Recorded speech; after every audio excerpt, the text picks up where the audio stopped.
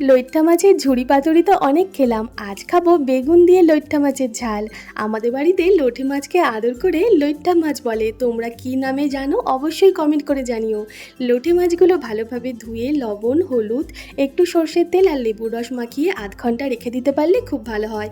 এরপর ডুমো ডুমো করে বেগুনটা কেটে ধুয়ে লবণ আর চিনি মাখিয়ে সাদা তেলে ভেজে তুলে রাখবো। কড়াইতে সর্ষের তেল গরম করে কালো জিরে ফোড়নে দেবো, তারপর বেশ কিছুটা রসুন থেতো করে দিয়ে দেবো।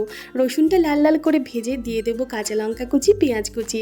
পেঁয়াজ কাঁচা লঙ্কা ভালোভাবে ভাজা হলে টমেটো কুচি দিয়ে আরও কিছুক্ষণ ভেজে নেব। টমেটো নরম হয়ে গেলে জিরের গুঁড়ো, ধনের গুঁড়ো, হলুদ গুঁড়ো দিয়ে মশলাটা ভালোভাবে কষিয়ে দিয়ে দেবো ওপর থেকে এই লোটে মাছটা সব মশলা সহ।